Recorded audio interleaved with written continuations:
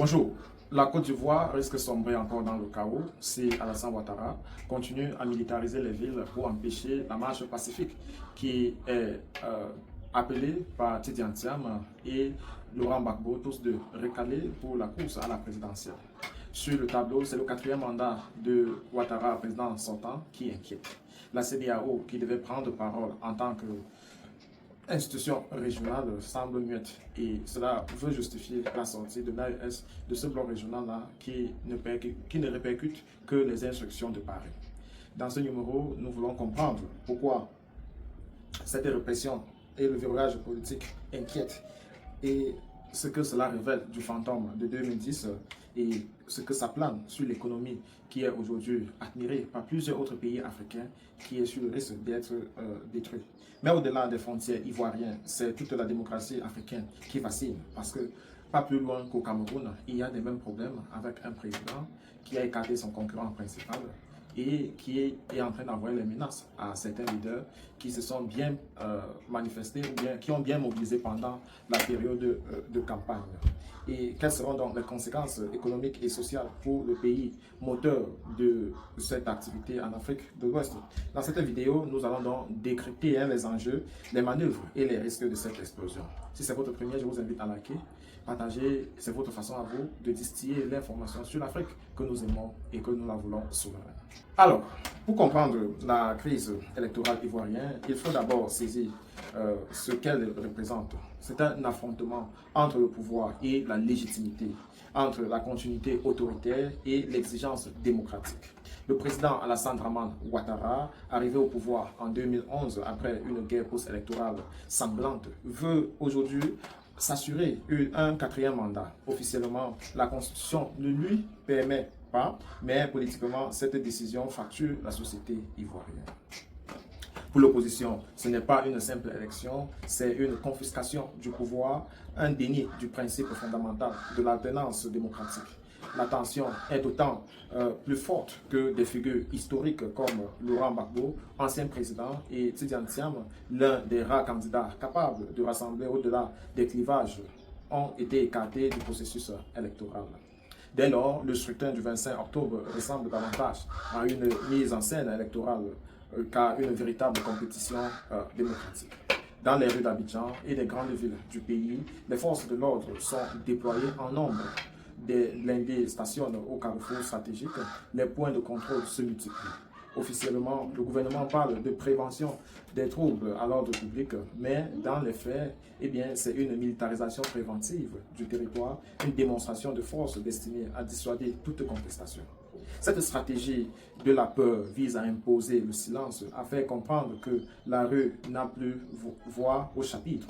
Pourtant, l'histoire ivoirienne nous rappelle une vérité douloureuse. Plus on ferme l'espace public, plus la contestation devient explosive.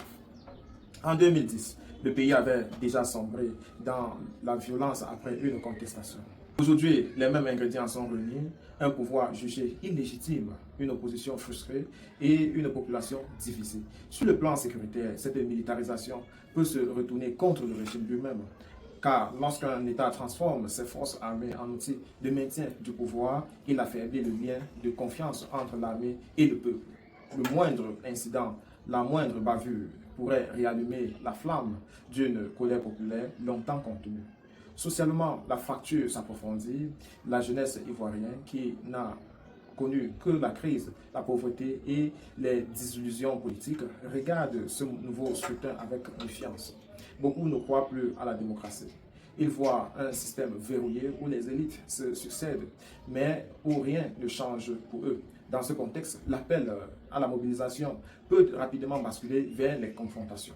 Du côté de l'opposition, la situation est délicate. Interdit de manifester, surveiller, harceler, elle doit repenser sa stratégie. Certains prônent la résistance civile, d'autres évoquent des boycotts et des alliances régionales pour dénoncer ce qu'ils considèrent comme un coup d'État électoral. Mais toute action frontale comporte un risque, celui d'une répression violente qui pourrait entraîner le pays dans une nouvelle spirale de chaos. À l'échelle régionale, cette crise ivoirienne résonne comme une alerte majeure pour la démocratie ouest-africaine. Car la Côte d'Ivoire n'est pas un cas isolé. Depuis quelques années, plusieurs dirigeants dans la région ont cherché à prolonger leur pouvoir par la révision constitutionnelle ou des manœuvres juridiques. Le cas d'Alpha Condé au Guinée, Faure Gnassingbé au Togo, Macky Sall au Sénégal sont renom. Le message est clair. Le précédent ivoirien pourrait institutionnaliser la présidence à vie sous ouvert de la légalité constitutionnelle. Pour la CEDEAO et l'Union africaine, le défi est immense. Ces organisations sont souvent critiquées pour leur silence ou leur manque de fermeté face aux dérives autoritaires. Si elles ferment à nouveau les yeux, elles enverront un signal dramatique, celui de que le droit constitutionnel peut être manipulé impunément pour servir des ambitions personnelles. D'un point de vue économique, la Côte d'Ivoire reste un moteur pour toute l'Afrique de l'Ouest. Premier producteur mondial du cacao, pilier du commerce régional, hub financier, importance stratégique, toute instabilité interne aurait des répercussions bien au-delà de ses frontières. Une crise politique majeure pourrait faire fuir les investisseurs, déstabiliser les marchés et aggraver la pauvreté. Et quand l'économie souffre, ce sont toujours les plus pauvres, les travailleurs informels, les jeunes sans emploi qui payent le prix fort. Le drame de la Côte d'Ivoire, c'est que le pays a tout pour réussir, une économie solide, une jeunesse dynamique, un potentiel culturel et humain immense. Mais tout cela est aujourd'hui suspendu à une question fondamentale. Le pouvoir peut-il s'imposer durablement sans légitimité? Eh bien, l'histoire montre que non. La stabilité ne se décrète pas, elle se construit sur la confiance, la justice et l'équité. Si le 25 octobre se transforme en plébiscite forcé, sans transparence ni pluralisme, la victoire d'Alassane Dramane Ouattara pourrait bien être une victoire à la fictus, une victoire politique, mais une défaite morale. Et cette défaite morale risque d'avoir un coût énorme. La fracture du tissu national, l'effondrement de la foi démocratique et le retour des vieux démons de la division. Dans ce contexte, la responsabilité de la communauté internationale est aussi un enjeu. Les chancelleries occidentales, souvent promptes à parler de la stabilité, doivent comprendre qu'il n'y a pas de stabilité durable sans justice politique. Soutenir un status quo autoritaire au nom de la paix, c'est semer les grains du prochain conflit.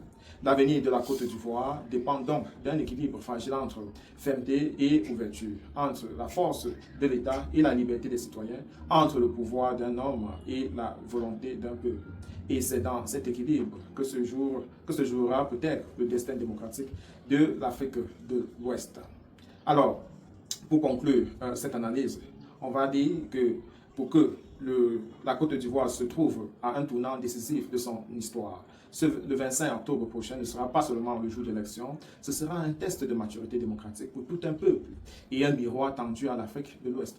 Entre la tentation de pouvoir absolu et l'aspiration à la liberté, entre la peur du chaos et le courage du changement, le choix sera lourd de conséquences. Si le régime choisit la force plutôt que le dialogue, il risque donc de réallumer les blessures du passé.